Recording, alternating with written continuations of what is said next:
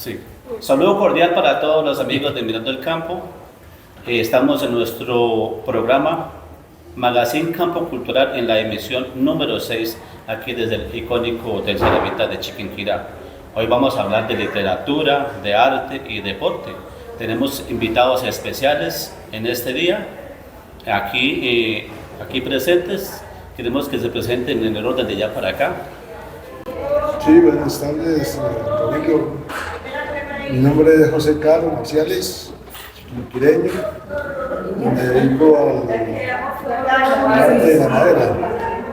Gracias por la invitación a su programa. Gracias.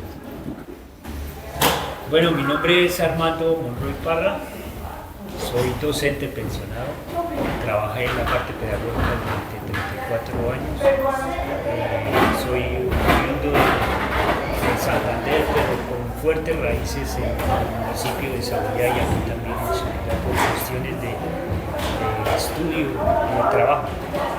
Y fruto, digamos, de esa cercanía con la parte académica, tuve la posibilidad de terminar mi pregrado en la UPTC, egresado del bachillerato de la Escuela Normal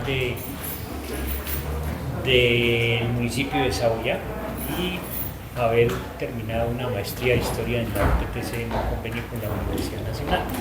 Y fruto de esa cercanía con la academia, he sacado este libro que se llama Estado Soberano de Boyacá, Trayectoria y Prácticas Políticas. Esa es mi pequeña recorrido en la cultura chiquinquireña. Qué importante. ¿Cuál es su merced? Muy buenas tardes, mi nombre es Brigitte Vanessa Musa Blanco, cordialmente de Chiquinquirá, orgullosamente. Estoy estudiando gestión deportiva, me dedico desde los 8 años al deporte, pero he participado en varios, pero me ha gustado y me ha llamado la atención el atletismo, pruebas de campo, jabalina y martillo.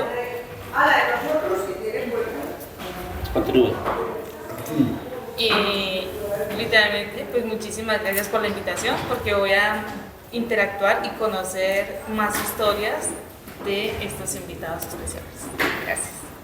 Mi nombre es Héctor Daniel Castiblanco Corredor, periodista, locutor, con tintes también artísticos, especialmente la poesía, la literatura, exalumno de la UPTC de Tunja. También me dedico a veces a escribir. He escrito este libro, Bodas de Oro con la radio, ya que alcancé, gracias a Dios, a cumplir 50 años en esa labor y estoy preparando ya el próximo libro, ciertas historias que estaremos hablando en una emisión posterior. Bueno, muy bien. Entonces, pues queremos que don José nos cuente su trayectoria antes de llegar al trabajo de la talla de la madera. Bueno, mi trayectoria, pues, ¿qué le digo? Yo me inicié en esto prácticamente de niño. Cuando era muy joven, pues mi abuelo practicaba la misma profesión, era carpintero, y además también tallaba madera, hacía talla artística, y mi papá pues también. Entonces yo lo conocí desde muy pequeño el arte y pensé en alguna vez pues, llegar a cultivarlo, pero desafortunadamente yo me fui por otro lado, fui funcionario bancario durante varios años hasta que pues, logré la pensión. Entonces ya una vez pensionado pues, me dediqué, incluso con la herramienta que me dieron mis abuelos, comencé a trabajar la talla, más que todo, pero también he incursionado en otras cosas ya artesanales. Me gusta todo lo que sea de madera, yo lo trabajo. Esto pues prácticamente ya es, como le digo, esto ya pues, es un arte que está para aspirar, porque como le venía diciendo, la tecnología pues en este momento ya dispone de máquinas de impresión que le reproducen a cualquier cualquier obra de arte la reproducen solamente con meterle un modelo y se lo copia. Entonces eso viene acabando prácticamente con lo que es la talla y la escultura también. Esas máquinas grandes que pueden hacer una escultura. Entonces, pues, pero sin embargo yo he querido cultivarlo y de pronto quisiera poderle enseñar a dejar un legado enseñándole a personas que lo practiquen para que no muera del todo. Claro, dejar la herencia, dejar ese legado, Sí. que no se pierda lo que es la talla de la madera. Esa ha sido una impresión mía. Incluso yo he hecho ya algunos ejercicios con algún muchacho que vino reciente y me pidió que lo tuve unas 2 semanas ahí en el taller y le expliqué mucho. Y el niño tenía como hartas ganas y se le veía que tiene madera para eso. Entonces, pues, ahí se le explicó. Y pues, sería algo importante para que esto no desaparezca, pues, como han desaparecido muchas cosas de arte por producto del desarrollo tecnológico. Claro. Tengo entendido que dentro de su trayectoria también fue concejal de Chiquinquirá, ¿sí? Sí, yo en el año de 1982 estuve siendo parte del Consejo Municipal. Hice ese ejercicio siendo muy joven, incluso yo estrené mi cédula votando por mí para concejal y fui concejal. Entonces, sí, realmente yo creo haber sido el concejal más joven de Chiquinquirá, en el año 1982. En el 82. Sí. Ya había el voto popular, ¿cierto? Sí, pero pues en la elección de concejales, Sí. solamente. Los que eran Asambleas y cámaras y los congresos, porque la elección de alcaldes en esa época todavía no la había ni gobernadores, no había eso todavía. Ujú. Bueno, profesor, cuéntenos en qué momento le empezó a nacer el amor por la literatura, por escribir, por enseñar. Todo. Bueno, más que relacionado con la literatura, yo creo que Héctor Daniel nos puede hablar más de literatura. A mí me encanta un poco más la historia. Entonces, mis trabajos siempre han sido relacionados con la historia. Siempre ha sido histórico desde que Historia. empezó. En la UPTC, creo que la UPTC ha cumplido, aquí la seccional de Chiquinquirá, ha cumplido un papel demasiado importante en la construcción y en la formación de muchas personas que de alguna manera le están aportando a la región y al municipio. Aquí existía la carrera de Ciencias Sociales de la UPTC, de ahí hay muchos egresados. Entonces el departamento de Historia de la UPTC, recuerdo al profesor Mario Aguilera Peña, que hoy es profesor de la Universidad Nacional de Colombia y pertenece al Instituto de Estudios Políticos y Relaciones Internacionales de la Universidad Nacional.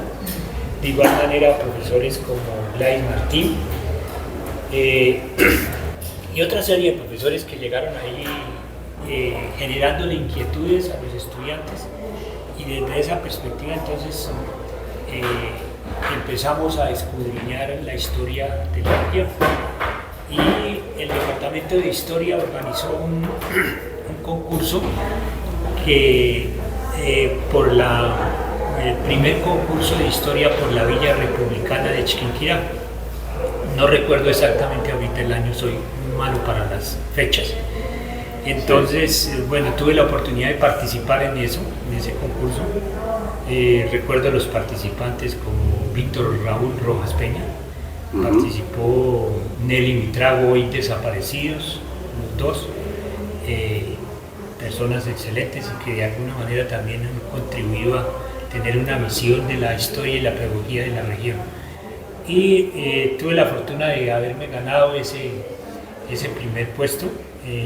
El alcalde de la época era Antonio Caro Castillo.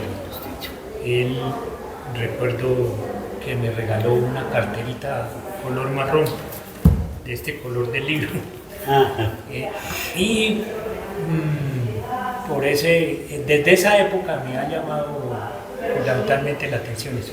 Y posteriormente me gradué con un trabajo una monografía de trabajo de grado que se llama El 9 de abril en Saboyá.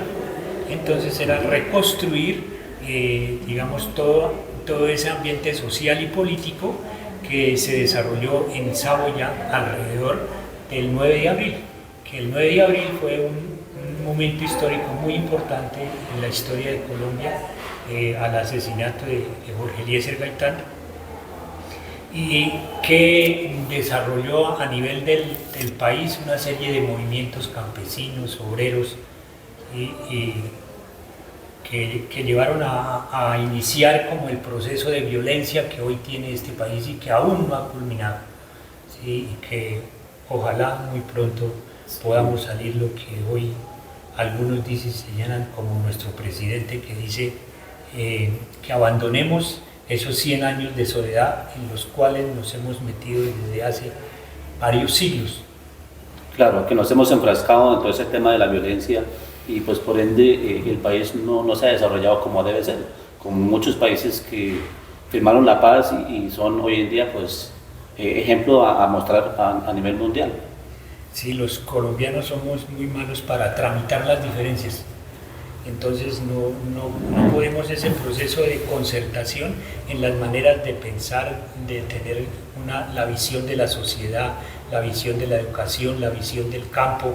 Esos conflictos están latentes y no buscamos soluciones, más bien como que las complejizamos, ¿sí? Y al verse más complejas, entonces hace un espiral de violencia que aún no ha terminado, aunque hemos avanzado un poco, no hay duda. Muy bien.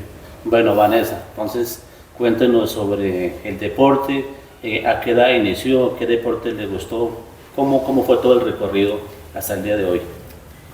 Bueno, en el caso mío siempre me llamó la atención el deporte y más como esa parte de ser profesora desde muy pequeña. Ver cómo esa disciplina le inculca del docente al estudiante, me pareció como tan bonita que yo dije, no, yo me siento capaz de llegar ahí, quiero ser profesora de educación física. Inicié jugando voleibol, literalmente muy niña, después me inscribí por una escuela que el tenis de campo. Y yo decía, bueno, ¿y qué es tenis de campo? Me decían, bueno, pues acá es una raqueta, tal cosa, y pues vamos a probar. Nada se pierde. Todo el mundo debemos conocer todas las disciplinas del deporte, son nuevas, hay unas que están saliendo hasta ahora, que a veces uno dice, bueno, ¿y qué es esto? Después del tenis me gustó como el atletismo, velocidad, corría 180. Después vi a una muchacha lanzar jabalina y yo dije, bueno, me llama la atención, quiero participar por intercolegiados, quiero sentirme orgullosa y ser capaz de traer medallas. Literalmente lo he logrado hasta el día de hoy porque siempre me di cuenta que aunque ya no estoy estudiando como tal en un colegio, sino ya estoy en la universidad, nunca me vine sin una medalla. Siempre triunfó. Sí, siempre estuve en el podio, los 3 primeros puestos. ¿Qué días me puse a contar las medallas? Tengo 22 medallas, la mayoría son de deporte, hay otras que son por la universidad, pero también son deportivas. Ahorita he dado unas pequeñas clases, pero en el trompo. Y eso también me ha gustado porque a pesar de todo tuve la infancia de participar como en esa juventud, en esa niñez que nadie nos olvida, que son juegos tradicionales. También con una peladita me lanzó un trompo y tengo una cicatriz. Gajes del oficio, ¿no? Sí. Entonces también me gustó esa parte y también me gané un trofeo, participé en el nacional que es segundas en trompo, o sea, cosa que yo decía, bueno, pues esto es como por jugarlo, nunca pensé llegar como a pasar un podio por esa parte del deporte. También estoy dando clases de jabalina y martillo, o sea, las 4 disciplinas de lanzamiento: jabalina, disco, bala y martillo.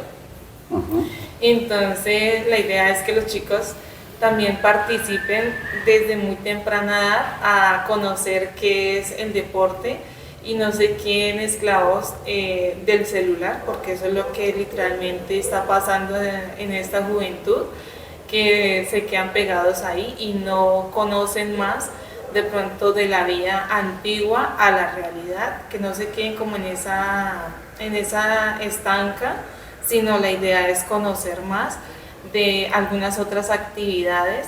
Entonces me ha gustado esa parte de enseñar, de participar, de conocer y de experimentar. Ha sido polifacética en todos sus deportes. ¿Cuál le gusta más de los que ha practicado? Bueno, me ha gustado y por lo que me ha ido bien, la jabalina y el martillo, lo que es el atletismo. ¿También ha sido campeona nacional en jabalina y martillo? Sí, señora. ¿En dónde? En Bogotá, y en Tuna y acá en Chiquinquirá. Son las ciudades en donde ha ido a participar. Sí, señor. Ah, no, qué bien. Ahí tiene un buen palmarés deportivo. Muchas Bueno, gracias. no, excelente. Sí. Bueno, Daniel, que por aquí en Chiquinquirá nadie lo conoce. No, mentiras. Daniel Castiblanco. Sí, Bueno, háblenos de su trayectoria, Daniel. ¿De dónde es? Primero que todo. bien, antes de entrar con la trayectoria, voy a sacar uno se siente ya con tal vez los gajes del oficio, de la profesión, a sacar una pequeña inquietud de lo puesto por José, por el profesor y desde luego por Brigitte. ¿En qué sentido? Vanessa. Sí, es Vanessa. Sí, Brigitte, Vanessa. Sí, Entonces, Tiene bueno. buena memoria. Uf, Demasiado. pero todos los nombres, sobre todo de las mujeres. Bueno, desde la madre de Eva, pues. Es lo siguiente. Ayer hablaba con un amigo sobre un concurso de poesía que ya es conocidísimo acá. Dije, la ventaja es que se califica, se da un porcentaje por la declamación y otro por la creación de la poesía. Y me dijo él, bueno, pero es que ahora ya con la inteligencia artificial cualquiera hace un poema. Y entonces, teniendo en cuenta lo que acaba de decir don José con respecto a la escultura, pensaba dentro de mí, mientras usted decía el planteamiento, se acaba el arte, la tecnología acaba el arte, acaba la escultura, la pintura, acaba la poesía, acaba... Y yo pienso que si la tecnología acaba eso, acabaría con el amor, que para mí el arte está ligado al amor. Y yo sé que con el transcurso de los años, antes se le va a dar más valor, cuando ya se den cuenta que las cosas por inteligencia artificial, ¿no? Bueno, yo tengo algo de IA, instinto animal, ¿no? No inteligencia artificial. Y en cuanto a lo que exponía el profesor, también es un tema que me ha ocupado mucho, apareció en mi libro. Yo no había nacido en el 48, pero sí sufrí en cierta forma indirecta las consecuencias de la guerra bipartidista terrible. Yo creo que, sin ser pesimista, yo digo, el espíritu bélico, hablemos nuestro, ¿no? Acá en el Nuevo Mundo, especialmente en Colombia, ha venido de todos los tiempos. Si uno analiza, los musos eran guerreros tremendos, lo eran los chichas, lo eran los muiscas, los caribeños, no me digan. Los ¿no? abollaes. Los abollaes, lo siguen siendo. De otro lado, el recrudecimiento de la violencia, después de haber pasado por el bandolerismo, lo que fue primero la violencia política, las chusmas políticas, luego el bandolerismo, luego ya la creación de las guerrillas propiamente dichas, pero en este momento se recrudece día a día por el narcotráfico y esos más de 20 y tantos grupos al margen de la ley están alimentados internacionalmente y la esperanza de paz solo queda ahora pedírselo al Papa Francisco, que paz descanse, que lo gustó mucho, porque es difícil pensarlo con tanto incremento de la violencia. Bueno, en cuanto a mí, ya la gente conoce mi historia. Yo soy nacido en Ubaté, Dicen que dos ciudades se disputan mi cuna, mi nacimiento, sí. Los ¿En de serio? dicen- Los de te dicen que soy de aquí, los de aquí no es de... Dice, no, eso no es de aquí, es del otro Es del lado. otro lado. Bueno, no, del otro lado, sí. Entonces resulta que decían ustedes, y me lo confirman por ejemplo ustedes dos, los profesores, que ahí, desde luego también, no sé, lo que es el arte, la docencia, parecido al, comparemos, a lo que es la religión, los sacerdotes, tiene que tener una vocación innata. Muchas veces heredada, como en el caso de José, de sus papás, en el caso del profesor, la inclinación, bueno, hacia la docencia. En el caso suyo, qué maravilla, el deporte, lo que usted dice de... Sí, también es otro tema que preocupa. Ver a los muchachos todo el día. Yo creo que tiene más físico un ajedrecista que un relojero. Entonces, si no se incrementan los muchachos el amor al deporte y la actividad, vamos a... Qué bien por su trabajo. Qué bueno que en un magazine se pueda tener a un ejemplo. Dar ese Una tipo cosa de que hay ejemplos, con sí. palabras y otra con ejemplos vivos. Claro. Entonces, muy bien por ustedes. En cuanto a mí, pues, desde muy niño hay cosas increíbles en la vida. Ya en un próximo libro estaré relatando lo que fue la vida de mi mamá, cómo era la vida de la mujer en esos tiempos, comienzos del siglo pasado, la esclavitud a que estaba sometida, sin derechos civiles, sin nada de eso, era esclava del hombre. Hasta el papá tenía derecho a conseguirle el esposo que quisiera. Entonces mi mamá no quiso un día una escuela y sin embargo me daba cartas a mí de ¿por qué? Porque esa historia la voy a publicar. Aquí está la historia suya Sí, la mía. Ella siendo niña le canjeó a una vecina, una prima, una máquina de coser de manivela porque le enseñara a leer y a escribir. Y aprendió a leer y a escribir y se dedicó a la literatura, llegó hasta a escribir un libro. Entonces resulta que todo en la vida es cuestión de fuerza y de voluntad. Esos logros que está teniendo, esos podios no son gratis. Su éxito en la escultura, sus éxitos como profesor, como escritor. Es un ejemplo para una juventud que necesita de estas inspiraciones. Entonces, ella nunca le faltaba la literatura, pero la literatura. ¿Por qué quiero yo tanto la poesía de Julio Flores? Porque yo creo que me crié con eso. Ella siempre nos dejaba en la mesita ahí un libro de Julio Flores, bueno, la Biblia, y ahí comencé yo a enamorarme de la poesía de Julio Flores, que ha sido de toda la vida, y de la literatura en general. Y alguien dice que leer es el único vicio bueno del ser humano, me parece que sí. Entonces ya uno lee mucho. Quisiera aportarle dos cosas sobre Héctor Daniel, lo que estaba disertando sobre esa parte. Yo a Héctor Daniel lo conocí en Radio Fratena, en un noticiero que tenía por ahí por los años 80, 82. Yo fui presidente del Comité Regional de Educadores de Occidente. Entonces, el Comité Regional de Educadores de Occidente es una organización sindical de carácter regional que le daba orientaciones a los maestros acerca de la actividad pedagógica y político-sindical de la región. Entonces, ¿Cuál es la sigla? Porque en Radio Fratena hubo un noticiero, sí. yo colaboré con él, se llama Impulso Regional. Impulso Regional. Impulso, que lo hacía evangelista. Evangelista. Sí. Pero yo lo conocí en un noticiero auxiliar. Sí, yo era locutor de noticias. Bueno, y lo otro que quería aportarles que me hizo recordar en este texto que se llama Estado Soberano de Boyacá, que tiene un tiempo histórico entre 1857 y 1886. Entonces, el padre de Julio Flores se llamaba Policarpo María Flores. Entonces, Policarpo María Flores era un intelectual de raíces liberales, y él en 1873, 1876 encabezó desde aquí, desde Chiquinquirá hasta la capital del Estado Soberano de Boyacá. Él fue presidente del Estado Soberano de Boyacá. Sí.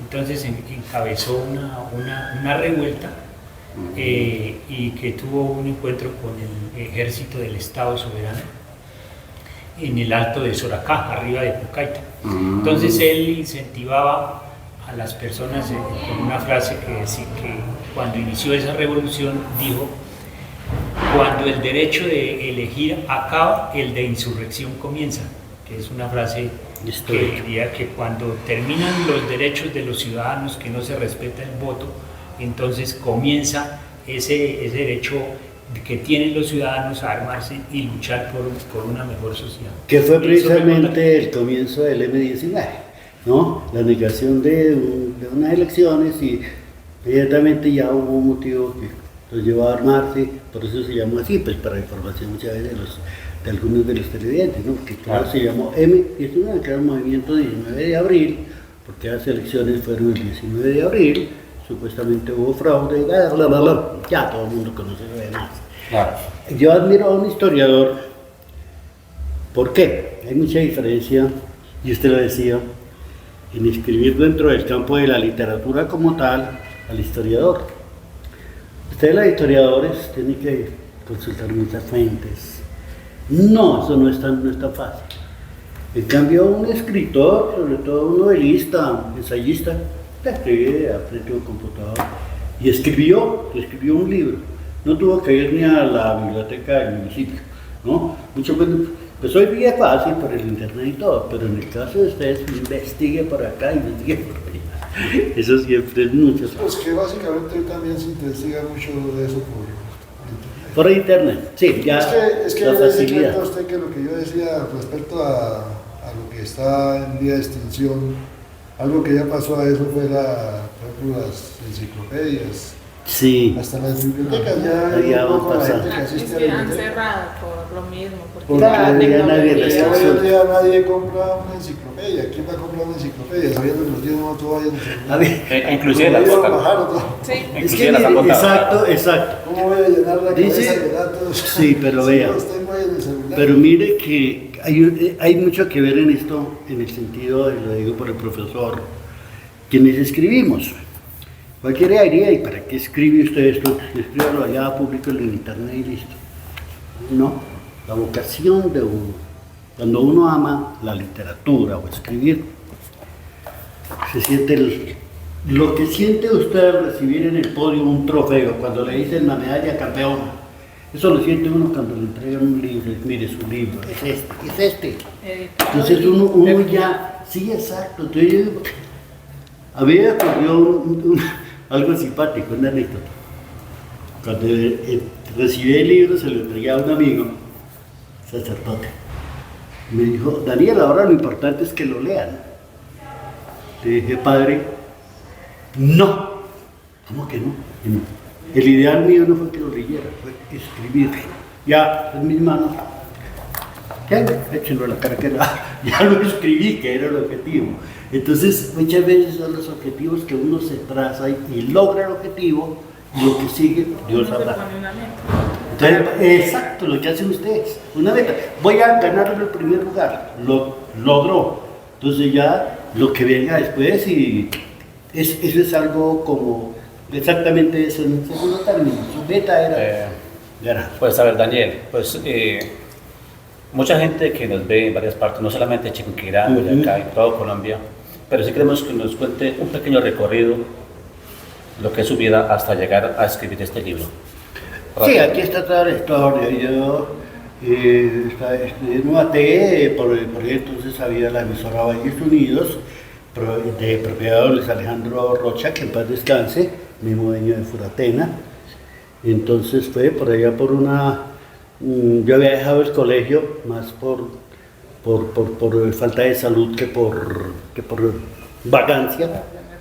Entonces resulta que estaba ese medio año sin hacer nada en la casa, y llegó el director de la emisora buscando una casa en arriendo, y mi mamá ya tenía muchas amigas: sí, yo sé de una señora que arrienda. Y de paso le fue echando el disparito de que si no habría un puestico por ahí para su hijo. Yo tenía entonces 17 años. Y le dijo: vamos a ver, y había visto un control master que era común. Y efectivo fue, no había celular, fue hasta la casa, que mándeme el muchacho a ver qué pasa. entré a esa emisora y es el momento que no he salido. Me quedé para toda la vida en la radio, entonces no, ya después cuando yo terminé de estudiar, ya tenía mi puesto en Furatena. Sin embargo me presenté a la UPTC en Tunja y a don Luis le encantaba que uno estudiara, porque a él le había tocado duro también. Y resulta que cuando él vio los resultados, los publicaban en el Tiempo en ese entonces, cuando vio mi puntaje, dijo, o se va o lo voto de la emisora.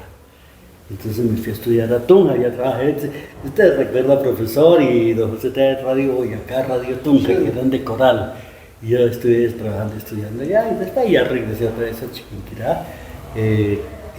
Trabajé casi 35 años con Radio Furatena, trabajé 10 con Reina de Colombia, y el resto ya le digo en una y otra. Creo que usted tiene como unas 3 pensiones. Incluyendo pues debía tenerlas, pero me falta una cosita, profesor, y mi querida campeón, vaya a llamarla campeón. Solo falta que el Congreso apruebe, no estoy haciendo política, apruebe un proyecto de ley que me pareció muy interesante, que cuando hay separación de pareja, el que esté en mejores condiciones pensiona a la otra parte, ¿no? Y en el caso se lo decía, ahorita le pensioncita. Están mejor que yo todas. Bueno. Ahora vamos con don José. Bueno, queremos que nos cuente qué tipo de madera, cuál es, digamos, como la técnica de la talla que usted hace y pues, que nos hable de esas muestras que están en la mesa. Muy bonitas. No, básicamente, la madera no tiene importancia para la talla. Pues hay maderas que son especiales para la talla, pero uno puede tallar en cualquier tipo de madera, un pedazo de madera que encuentre, uno puede hacer una obra de arte. Eso no tiene. Este es un pedazo de cedro que me regaló aquí mi amigo. ¿Sí? Entonces, ¿se acuerda de? No Ya, me sí. No me la devuelve. Cedro. Sí, ahí incluso todavía Cedro es tengo una 2 gran pedazos madera. de esa madera, pensando pues más adelante otras. ¿Qué dice? Entonces, sí, ese es un tronco y yo lo mandé a arreglar y lo hice para comenzar a tallarlo.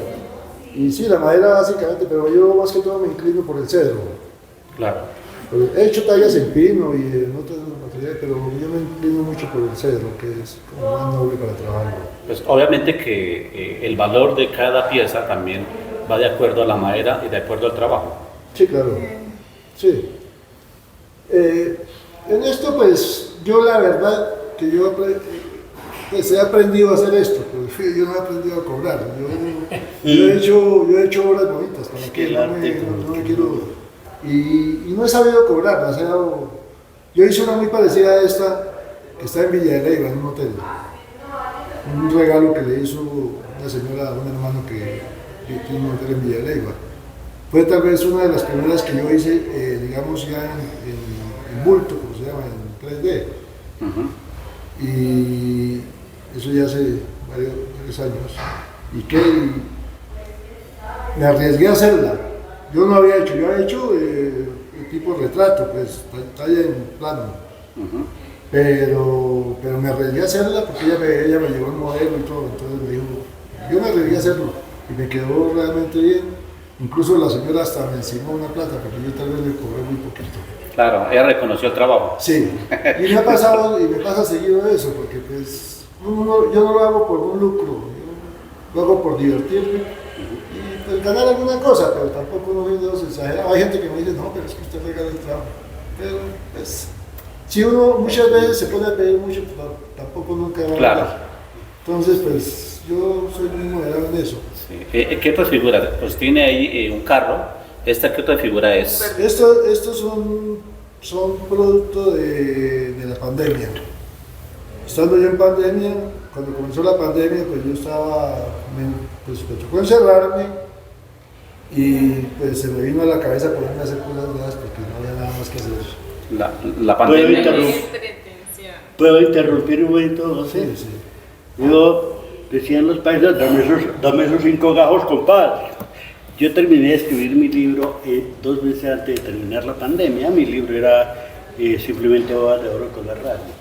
Y en el encierro de la pandemia, mirando las noticias diarias, pues comencé a tomar apuntes, todo la costumbre periodística, todo. Cuando me di cuenta, me salió la primera parte de otro libro, de Fondos Unidos, me pasó lo mismo. También Sí, yo lo hice realmente porque, se imagina, uno encerrado, sin tener nada que hacer, pues yo tenía mis días de salida, pues yo iba a comprar lo que necesitaba y me encerraba.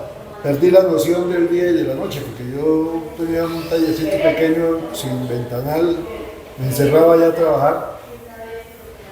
A veces me daban las 3, 4 de la mañana, cuando me asomaba a mirar ya estaba amaneciendo, me acostaba, dormía un rato, me levantaba, almorzaba, dormía otro rato y me metía al taller y amanecía dándole a esto. O sea, de una u otra manera la Y así pandemia... comencé, no, yo hice muchas cositas así. Perdón, producto de la pandemia nosotros nos faltó muchísimas cosas porque yo salí de un colegio técnico y por eso sé que es tallaje y las guías, que son los materiales, La herramienta que se que usa. se utiliza se llaman guyas.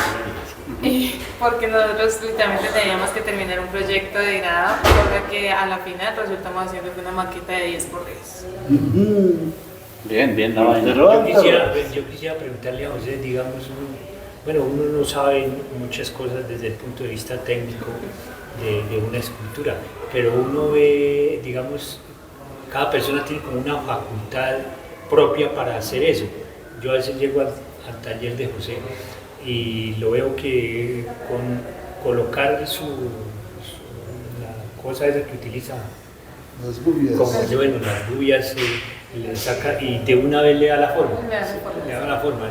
La colocan En el torno, dando giro y empieza a tallar. Pues es que mire, esto tiene, pues uno todo tiene su historia. Yo realmente nunca creí que yo fuera capaz de hacer esto. Yo siempre lo veía como algo imposible. Y tal vez alguna vez siendo niño traté de hacer un cuadro de la Virgen de Chiquinquirá. Lo calqué en una tabla y comencé con la herramienta de mi abuelo. Y lo hice bastante bien, lo adelanté bien y mi abuelo se quedó, y mi abuelo le hizo una base y dijo, no, esto hay que guardarlo. Y lo guardamos por mucho tiempo, ya cuando yo tuve que salir de Chiquinquirá, que salí por 20 años, eso quedó en la casa y no sé, nunca supe qué se haría, pero yo la conservaba, que fue tal vez mi primera obra. Y pues sí, yo después yo veía esto como algo casi imposible, pero ya le digo, yo tomé un momento a otro la decisión y dije, voy a intentarlo, tengo la herramienta, porque la herramienta la había dejado mi abuelo, yo la rescaté, y dije, no, pues voy a intentarlo, tengo la herramienta antigua de la buena. Y me puse una herramienta que en esa época no había herramientas chinas como hoy en día, todo era alemán, eran herramientas de muy buena calidad. Entonces esa es una ventaja que tiene uno también, y yo pues tengo más o menos facilidad porque la herramienta pues tampoco es todo, el afilado de la herramienta es algo muy importante. Si usted no sabe afilar la herramienta no hace nada. Entonces el afilado es una cosa muy importante. Yo he visto este objeto que es muy práctico, quiero que nos lo muestre en la cámara, que es muy práctico para los que tenemos sí, celular. este es un aparato que pues, es muy común para poner el teléfono cuando esté cargando una videollamada. Pero mucha gente no lo conoce. Sí, y eso, pero hay varios modelos. Ya salió mucho, en los colegios han entregado mucho trabajo así, pero con el logo del colegio y con el poema de Julio Flores. somos de técnico industrial, sí. Que habla de yo he hecho series de esto para empresas, ¿no? Yo hice una vez para una empresa para Ibagué, hice como 25 que me pidieron. Y he hecho series así para personas que me piden para regalarle a los clientes. Eso se utiliza.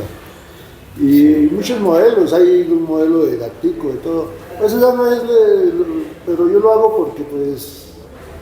Es decir, lo cogió como hobby, sí, como algo por a mí distracción. me gusta estar haciendo algo y si no tengo una talla pendiente, pues hago estas cositas. Por ejemplo, este carro es una cosita que tiene bastante trabajo. Porque ¿Esa es que cada ruedita... ¿en pino? Esto no, esto es hecho en un material, digamos, no sintético, sino es en aglomerado. Ah, Se llama MDF. Una lámina de MDF. sí, materiales Ya comprimidos. sabe, la campeona sabe. Entonces Claro. es una cuestión que implica un trabajito porque cada llanta toca tallarla, cada cosita es...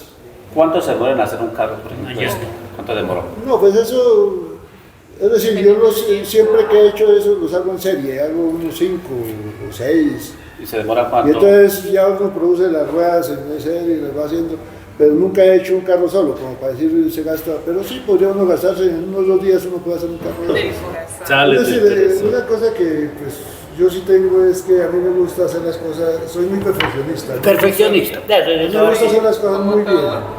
Yo todo lo que hago lo Pues de bien una. yo nunca chapureo. Y eso me ha representado mucho en mi vida, en todos los campos. Cuando fui Se bancario, fui acostumbró lo uno a mismo. aplicar. Y hoy en día, por ejemplo, yo comencé con esto y pues ahora tengo una experiencia muy bonita, que es estar colaborando en la restauración del órgano de Chiquinquirá, de la Basílica.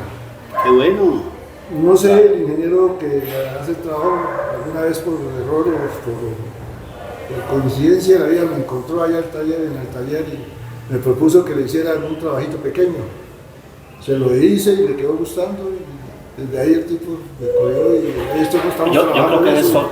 otro tema para, o sea, un tema para otro magazine, Sí. el tema del órgano, porque es muy importante Ay, que lo hablemos más adelante, Ya ¿no? veo, porque es que es la restauración de una joya.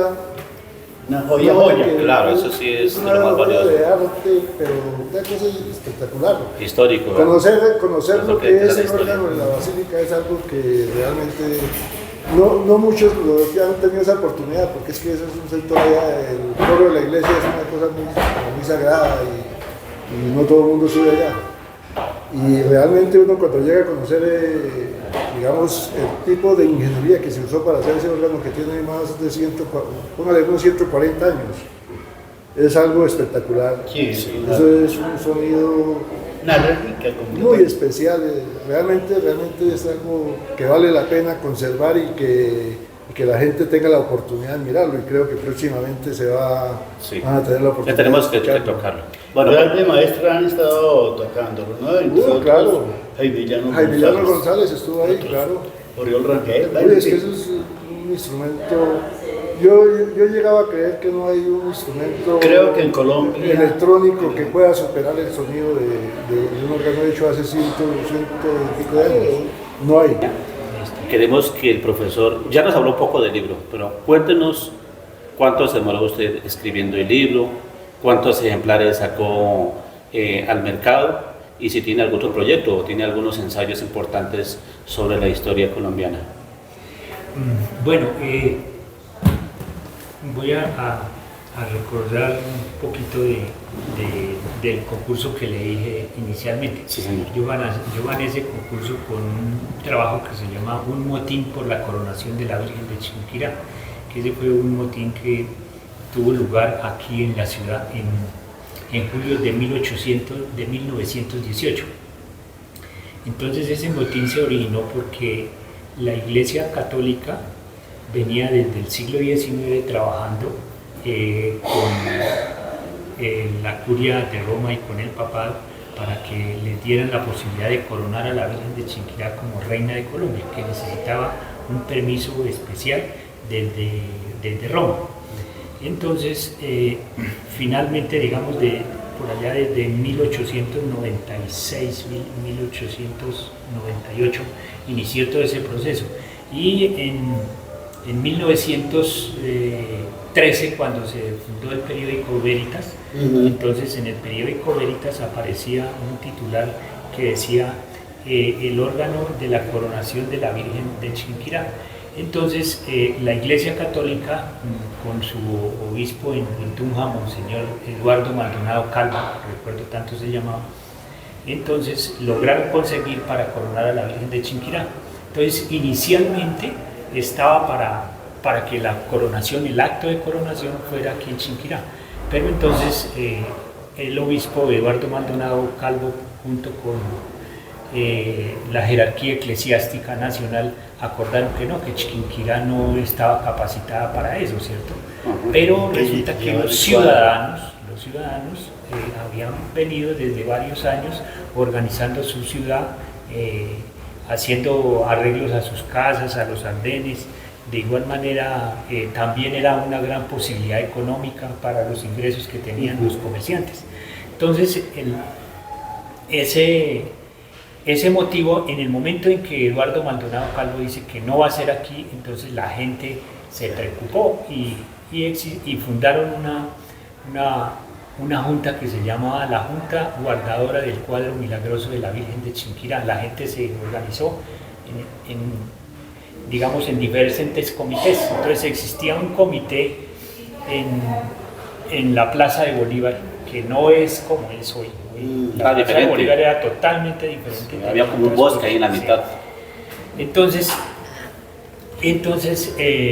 una noche, esa guardia que se había quedado vigilando colocó unas campanas que a propósito están sonando, que se llamaban campanas al vuelo. Entonces eso se utilizaba en la época de la colonia cuando en una ciudad había un incendio. Entonces se tocaban las campanas de una manera como una alarma. Entonces la gente, los ciudadanos seguro se emborracharon y eso, y fueron y tocaron las campanas que se llamaban campanas al vuelo. Entonces eran campanas que esas eran muy sonoras, y al campanas al vuelo entonces llegó muchísima gente. Entonces la Junta les dijo que no, que era que los padres estaban cambiando el cuadro y que se lo iban a llevar. Entonces la gente se revolvió, ¿sí?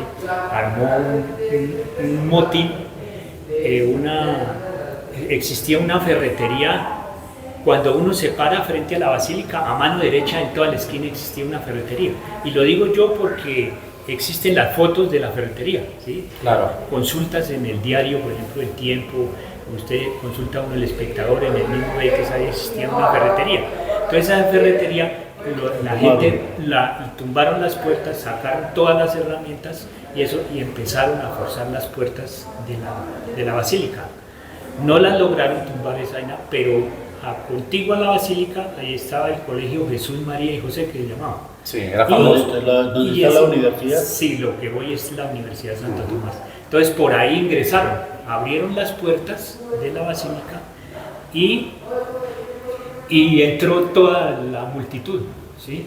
Y esa noche permanecieron ahí la multitud, pero había también por el otro lado otro grupo de personas, por el lado de la Plaza de la Concepción. Sí, señor, por allá. Entonces otro grupo entraba ahí. Bueno, ahí hubo la prensa nacional habla de un muerto, era de apellido Rosso, ¿sí? Algo malo. Rosso. Recuerdo. Es una historia, perdón, profesor, sí, yo la vine a escuchar, que pena lo interrumpo, hace poquito tiempo, ahora que tenía programa en Reina, y fue un fraile dominico el que disparó por el susto y todo. Y es que esto tiene que saberlo, se ha sabido que ellos son los vigilantes del cuadro. Los guardianes. Entonces tienen que tener esa historia está escrita. Sí, esa historia está escrita, con ese trabajo fue el que yo gané, digamos, ese concurso, ¿sí? Y un fraile, perdón, lo acabo de contar, un fraile disparó y murió una persona. Y el fraile, a raíz de eso, perdió la razón y murió en Cibatene tiempo, murió loco por lo que le ha pasado. Bueno, entonces esa noche permaneció la comunidad ahí con la Virgen. Entonces existía una coordinación de ellos. Entonces dijeron que ya no dejaban el cuadro de la Virgen en la basílica, sino que tenían que sacarlo de allá porque los padres dominicos lo iban a cambiar. Ese fue el rumor que se creó dentro de la comunidad. Y al otro día, hacia las 11 de la mañana, se hizo una procesión, fueron allá, los de la Junta Guardadora bajaron el cuadro de la Virgen y lo trajeron y lo instalaron aquí en la iglesia de la Renovación. Y ahí duró más de 30 días ahí custodiado por los ciudadanos de Chinquirá, y no solamente de Chinquirá, de los pueblos y vecinos, hasta que después hubo un acuerdo de carácter político entre el presidente de la República, la Iglesia Católica y la Junta, y permitieron que lo sacaran y se llevaron a la Virgen para Bogotá y allá la coronaron. Y como reina de Colombia, y después la regresaron por el lado de Tunja, ingresó aquí por el lado del puente de la Balsa. Entonces eso era para decirles, digamos, que ese fue el trabajo, digamos, como en la parte donde yo logré entender la importancia que tiene la historia para la comunidad, para una sociedad, para que conozca su presente, ¿sí? Cómo ha venido evolucionando. Me llamó La coronación fue en 1919, ¿sí? Sí, era Marco Fidel para ser el presidente. Sí. Cuando hubo la promesa del tema del ferrocarril, la Chiquinquirá y todo eso. No, el ferrocarril de Chiquinquirá ya ese se inauguró por En el 1926. 26, el 15 de mayo de 1926, pero cuando se fue la promesa, creo. En 1918. Sí. 1918. Bueno, de ahí, después de hacer ese trabajo y eso, entonces, hablando ahí con los profes y eso, entonces se abrió una facultad, una maestría en la universidad, la UPTC de Tunja. Yo en esa época trabajaba en una escuela primaria de allí de Saboya que se llama, en la vereda Puente de Tierra, que se llama La Rosita. Entonces no queda tan distante, y yo en una bicicleta todos los días por las mañanas iba y venía, y a las 12 del día ya almorzaba rapidísimo, cogía un bus de la Gaviota, que no es por hacerle propaganda, a la 1 de la tarde y llegaba a clase. Que pague la cuña. Sí, señor. La gaviota te Sí, entonces, y regresaban, y así durante 2 años. Y entonces para optar el título de maestría de historia, entonces yo hice este texto, pero este texto casi no termino, porque es demasiado, digamos, los profesores demasiado exigentes. Y también, digamos, en las universidades no facilitan, digamos, como esos procesos de investigación, que los alumnos estén frecuentemente apoyados por un tutor para que realicen el trabajo, sino que prácticamente uno termina y lo dejan abandonado. Si usted quiere, y si este texto ya lo hice fue 6 años después de haber terminado la parte académica. ¿Sí? Vuelvo y pregunto, ¿la historia que nos acaba de contar de la Virgen está en este libro? No, señor, no está. Este está solo aquí en el... Entonces, nos queda leyendo esa historia. ¿Va a ser un libro con esa historia? Sí, una vez en un congreso de historia nacional que lo organizó la UPTC con el profesor Javier Guerrero Barón, que incluso Javier fue aquí, estuvo como profesor en la Facultad de Ciencias Sociales aquí en Chiquinquirá. Entonces él organizó un concurso, organizó el Congreso Nacional de Historia, y ahí estuvo, hay una ponencia de esa, entonces yo hice una ponencia de ese sobre la Virgen. En este texto fundamentalmente es el tiempo histórico en que se mueve el texto, es desde 1857 a 1886.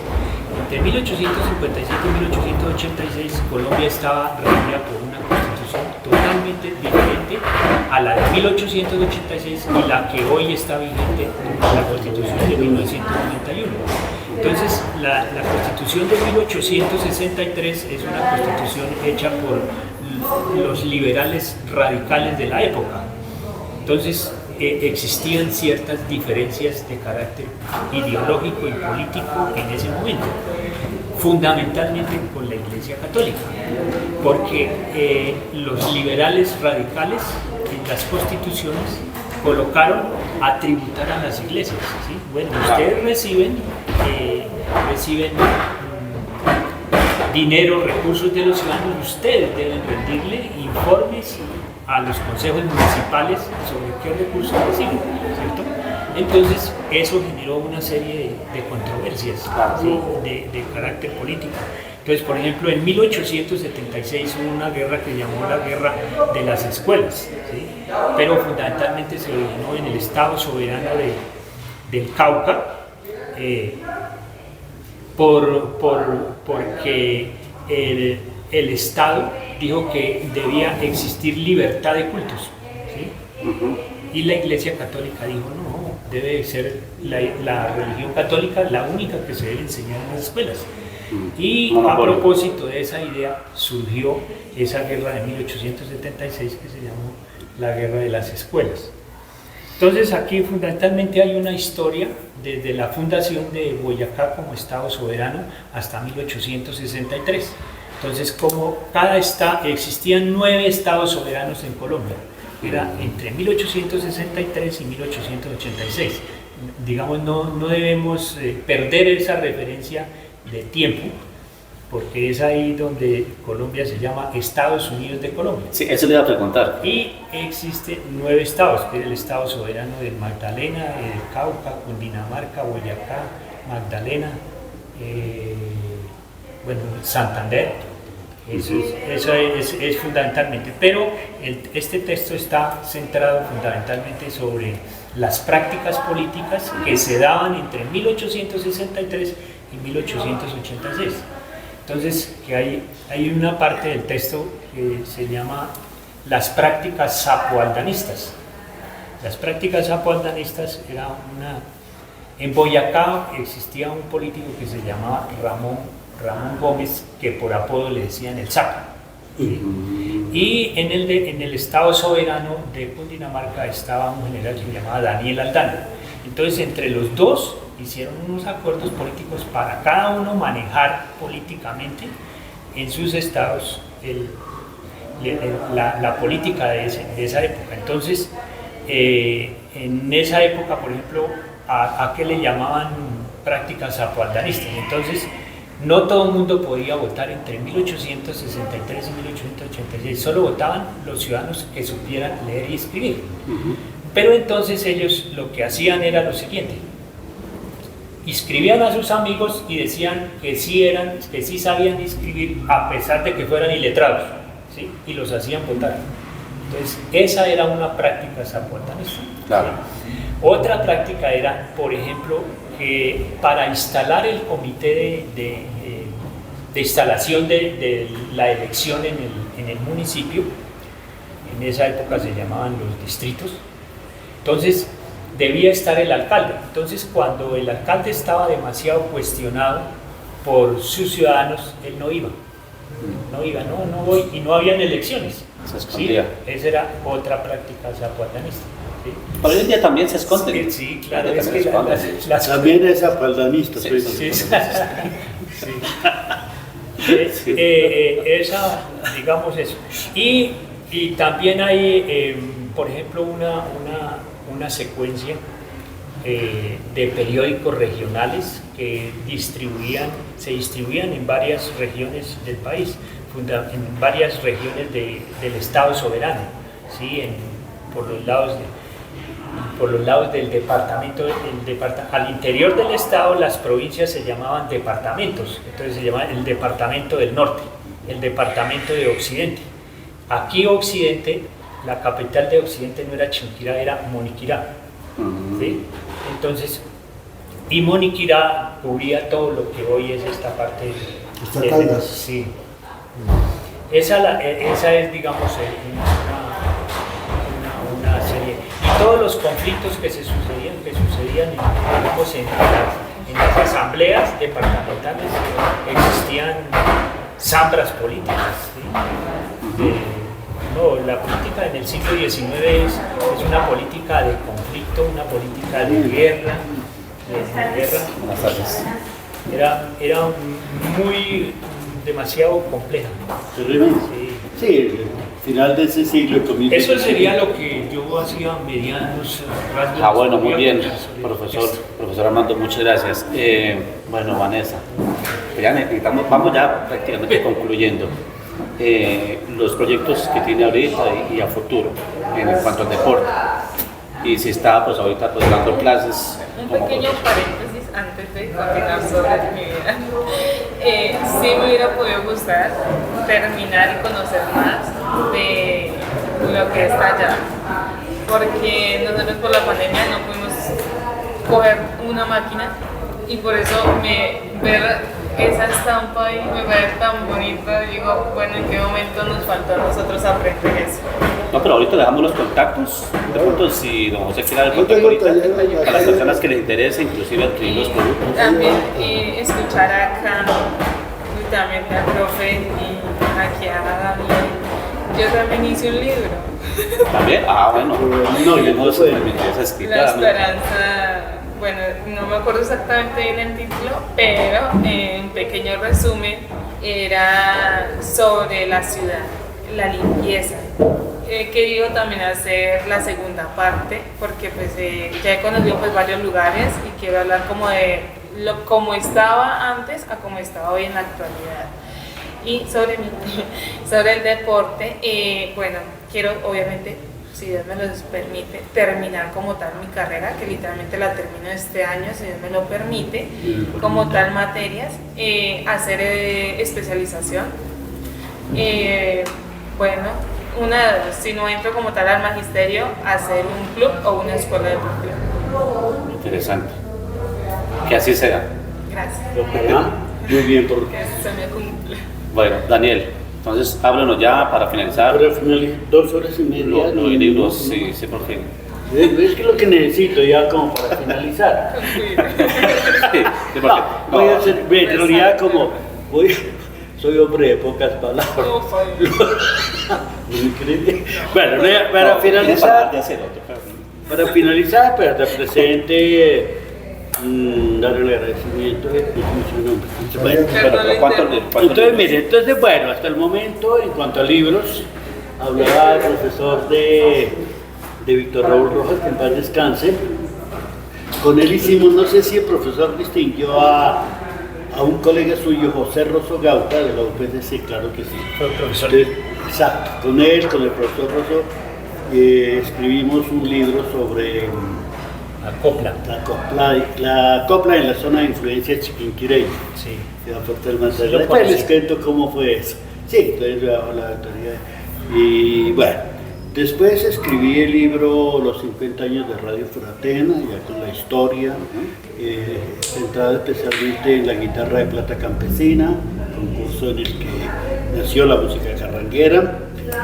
Y luego me dediqué ya a escribir mi propio libro, que es donde cuento desde cómo ingresé a la radio y a la televisión, porque he sido afortunado en ese sentido. Les decía que ya soy el cuentachistes más antiguo prácticamente de Sábado Feliz, estoy yendo desde los tiempos de Lizarazo, desde el 80, y ahí me conservo, voy cada año más o menos, cada 2 años.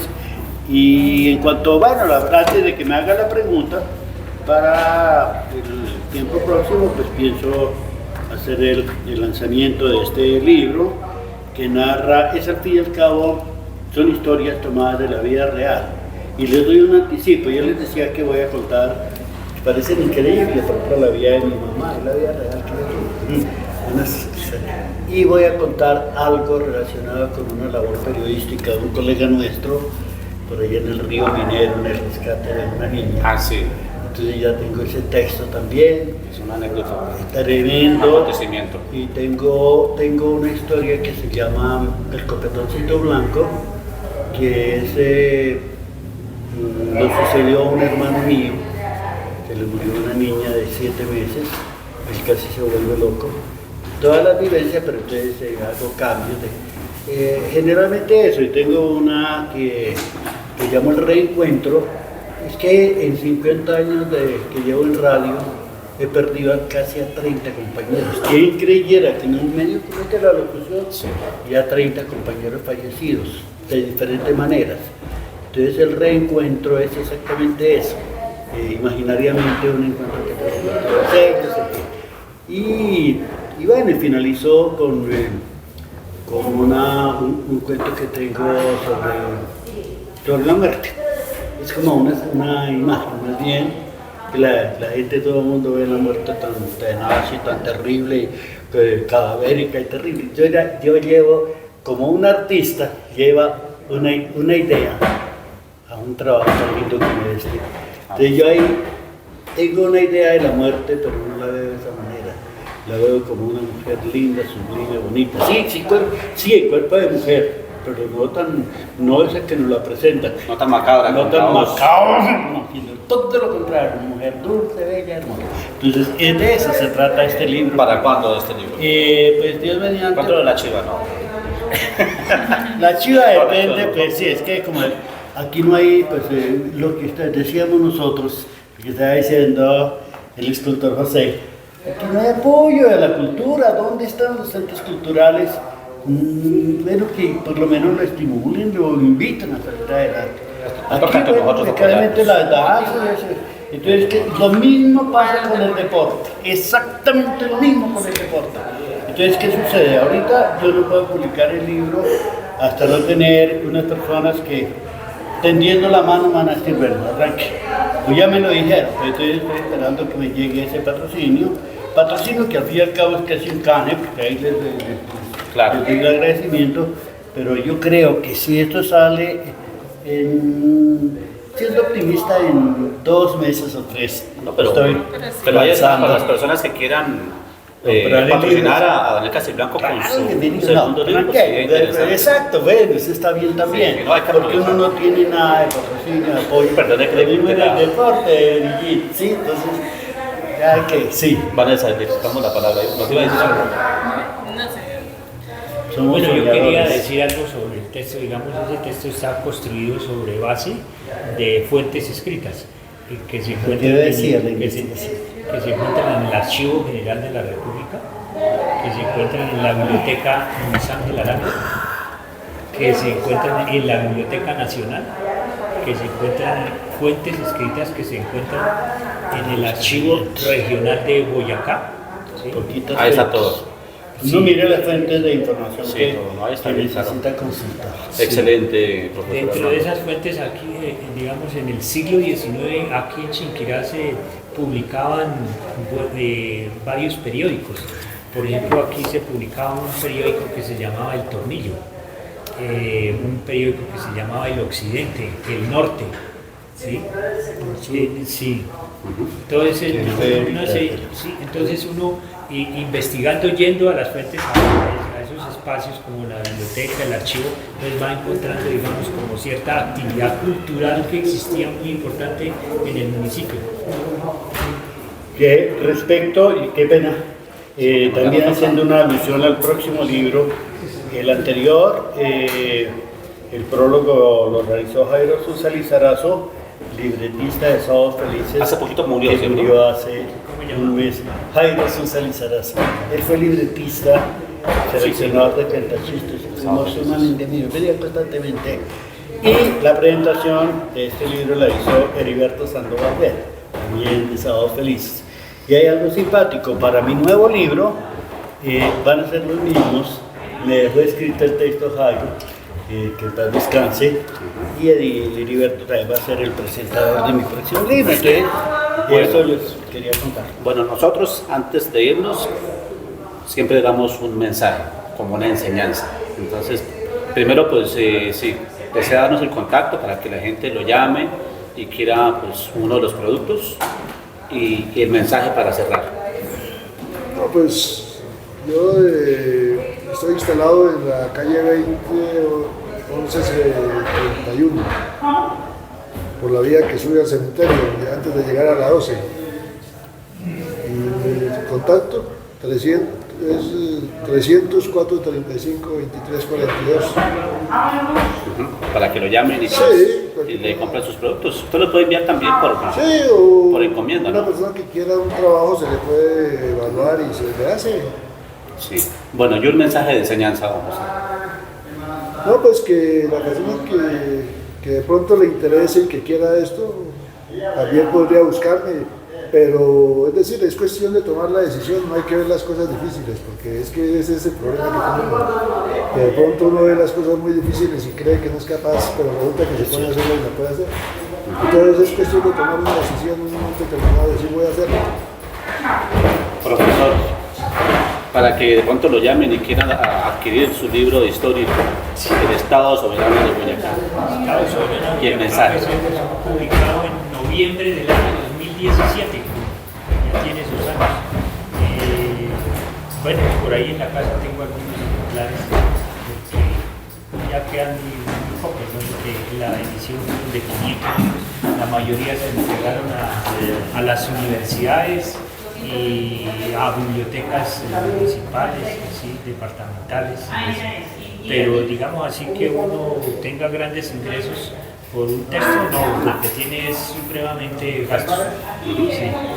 Y digamos como enseñanza es decirle a los jóvenes y también a quienes tenemos ya cierta edad es que el conocimiento y la historia nos permite interiorizar y visualizar lo que somos los seres humanos en el pasado y lo que podremos ser en el futuro. Ser libre, que él es libre, ¿no? Sí. Su mensaje. Y de pronto si quieran llamarla para dar clases de deporte o así nomás. Que le llaman es para, ¿no? Preguntarle que si pueden salir. Que se nos vamos a tomar un tinto. Un poco. Bueno, para terminar, antes de dar mi mensaje, mi enseñanza, fui campeona nacional y mejor deportista del año 2019. Me entregaron el busto de Julio Flores, que lamentablemente quería tener el segundo, pero lastimosamente falleció el profesor que me lo entregó. Sí. Que hasta el día de hoy estoy orgullosa de todo lo que él hizo, de sus procesos hasta el último minuto. Bueno, yo de mi parte sí les diría a la comunidad en general que no dejen sus sueños a un lado, que sigan estudiando, que logren lo que tienen en mente, que evitemos tanta tecnología pegados a los juegos, a los videos, sino más al estudio, porque eso es lo que más necesitamos nosotros. Podemos trabajar y estudiar, sí, claro, pero no nos enamoremos tanto del dinero porque dejamos el estudio a un lado. Gracias. Su mensaje, Daniel. Bueno, primero que todo, Segundo para que lo llamen para comprar el libro. pero este libro ya acabó. El siguiente sí. ¿Y para qué falta el otro? ¿Para qué falta el otro? Es que me hizo una promoción grande. Vea, las cosas que uno a veces decía usted que hace difíciles las cosas, pero lo peor de todo es no hacerlas, ¿sí? Me promocionó el libro El Sábado Feliz es el Gato, el presentador, y ya prácticamente se terminó. Muchas gracias. Tal vez para el próximo, sí. Mi contacto con dice 1000, la edición de 1000. Pero como decía el profesor, entonces para eso es que uno busca una financiación.